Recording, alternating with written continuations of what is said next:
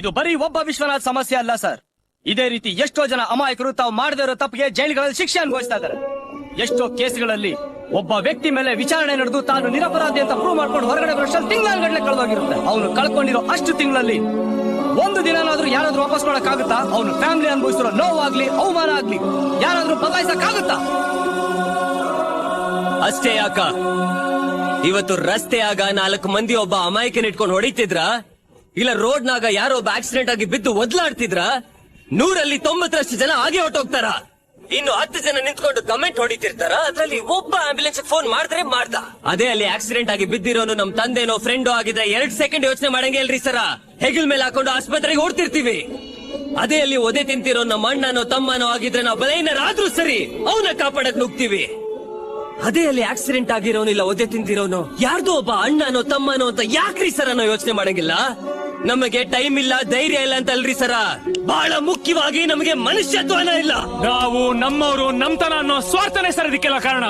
ಆ ಸ್ವಾರ್ಥನ ಬಿಟ್ಟು ಎಲ್ಲರೂ ನಮ್ಮವರೇ ಅಂತ ಭಾವಿಸಿದ್ರೆ ಇಂಥ ಪ್ರಾಬ್ಲಮ್ಗಳೆಲ್ಲ 2 ನಿಮಿಷದಲ್ಲಿ ಸಾಲ್ವ್ ಆಗುತ್ತೆ. ಬರೀ ಮಾತಲ್ಲಿ ನಮ್ ದೇಶ, ನಮ್ ಭಾಷೆ, ನಮ್ಮಣ್ಣು ಅನ್ನೋ ಬದಲು ನಿಸ್ವಾರ್ಥದಿಂದ ಬದುಕಿದ್ರೇನೆ ಸರ್ ಭವ್ಯ ಭಾರತ ಸೃಷ್ಟಿ ಆಗೋದು. ಭವ್ಯ ಭಾರತದ ಕನಸು ನಮಗೂ ಇದೆ ರೀ. ಅದಕ್ಕೆ ಸರ್ ಅದಿನ್ನು ಕನಸಲ್ಲೇ ಇರೋದು. ಜಪಾನ್ ಅಂತ ಒಂದು ಚಿಕ್ಕ ದೇಶ, ನ್ಯೂಕ್ಲಿಯರ್ ಬಾಂಬ್ ಹಾಕಿದ್ರು, ವರ್ಷಕ್ಕೆ 10 ಸಲ ಭೂಕಂಪ ಆದ್ರೂ, ಇತ್ತೀಚೆಗೆ ಸುನಾಮಿ ಬಂದು ಅಪ್ಪಳಿಸಿದ್ರು ನಮಗಿಂತ ಎಲ್ಲೋ ಮುಂದೆ ಇದ್ದಾರೆ. ಯಾಕೆ ಹೇಳಿ? ಡೆಮಾಕ್ರಸಿ, ಲಾ ಅಂಡ್ ಆರ್ಡರ್ ನ ಅಲ್ಲಿರೋ ಜನ ತುಂಬಾ ಸೀರಿಯಸ್ ಆಗಿ ಪಾಲಿಸ್ತಾರೆ. ಅಂದ್ರೆ ಸಿಸ್ಟಮ್ ಸಮೇತವಾಗಿ ಇಡೀ ಸಂವಿಧಾನನೇ ಹೊಸದಾಗಿ ಬರೀಬೇಕು ಅಂತೀರಾ? ತಪ್ಪು ಸರ್. ಭಾರತದ ಸಂವಿಧಾನ ಶಿಲ್ಪಿ ಬಾಬಾ ಸಾಹೇಬ್ ಅಂಬೇಡ್ಕರ್ ಅವರು ಸಂವಿಧಾನ ಬರೆದಿದ್ದು ನಾವೆಲ್ಲ ಮಾನವೀಯತೆ ಇರೋ ಮನುಷ್ಯರು ಅಂತ.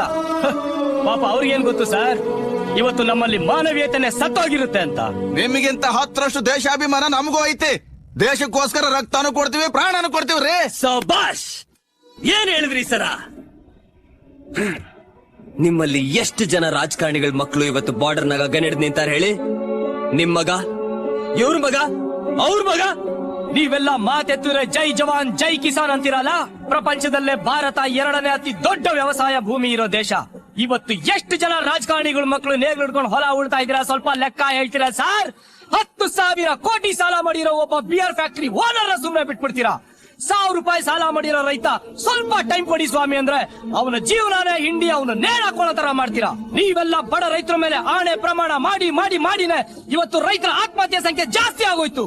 ನೀವು ನಿಮ್ಮ ಮಕ್ಕಳಿಗೋಸ್ಕರ ಸಿನಿಮಾ ಮಾಡೋ ದುಡ್ಡನ್ನ ರೈತರು ಕೊಟ್ಟಿದ್ರೆ ಎಷ್ಟೋ ಜನ ರೈತರು ಸಾಲ ತೀರೋಗ್ತಾ ಇತ್ತು. ಹಾಗಾದ್ರೆ ನೀವು ಇದನ್ನೆಲ್ಲ ಚೇಂಜ್ ಮಾಡ್ತೀರಾ?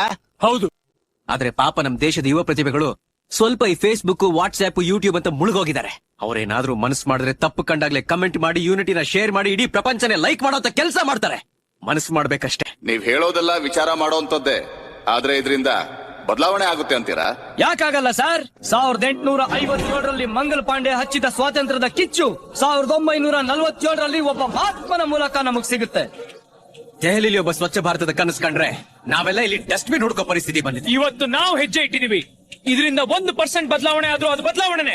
ಅವ ಬದಲಾಬೇಕು, ಇವ ಬದಲಾಬೇಕು ಅನ್ನೋದನ್ನ ಬಿಟ್ಟು ಮೊದ್ಲು ನಾವು ಬದಲಾಬೇಕು.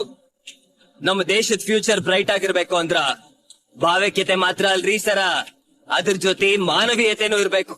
ನಾವೆಲ್ಲ ಕೂಡಿ ನಡೆದರ ಖೂಬ್ ಜಮೇಗಾರ. ನಾವೆಲ್ಲ ಜೈಲಿಂದ ಬಂದಿರೋರು, ಮತ್ತೆ ಜೈಲಿಗೆ ಹೋಗ್ತೀವಿ. ಆದ್ರೆ ನೀವುಗಳೆಲ್ಲ ಇಡೀ ಭಾರತನೇ ದಯವಿಟ್ಟು ಜೈಲ್ ಮಾಡ್ಬಿಡ್ಬೇಡಿ.